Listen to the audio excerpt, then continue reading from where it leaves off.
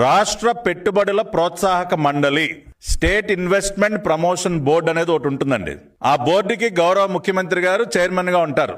ఆ బోర్డులో ప్రపోజల్ పైన డిస్కస్ చేసి ఆమోదం తెలిపితేనే ఏ కంపెనీ అయినా రాష్ట్రంలో పెట్టుబడి పెట్టడానికి అవకాశం ఉంటుంది.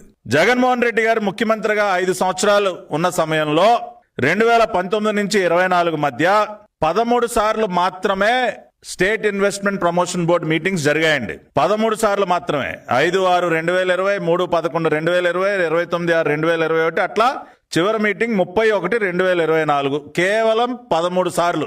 అదే చంద్రబాబు నాయుడు గారు ఎన్డీఏ ప్రభుత్వం రాష్ట్రంలో ఏర్పడిన తర్వాత జూన్ 2024 నుండి ఫిబ్రవరి 2026 వరకు చూసినట్లయితే 15 సార్లు జరిగాయండి.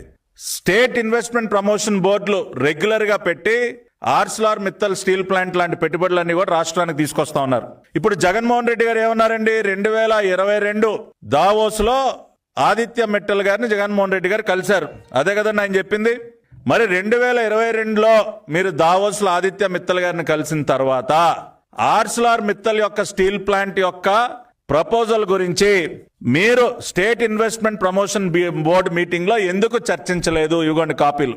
జగన్మోహన్ రెడ్డి గారు ముఖ్యమంత్రిగా ఉన్న సమయంలో ఆయన నిర్వహించినటువంటి ప్రతి ఒక్క state investment promotion board meetings యొక్క మినిట్స్ నా చేతిలో ఉన్నాయి.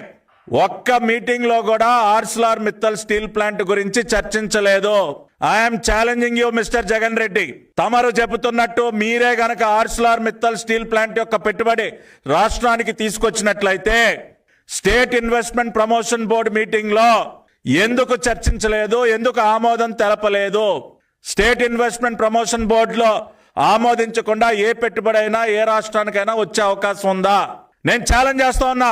ఇవాళ క్రెడిట్ చోరీ అని మరుగుతున్నటువంటి ప్రతి ఒక్క వైసీపీ పేటీఎం కార్మికుడికి నేను ఛాలెంజ్ చేస్తా ఉన్నా.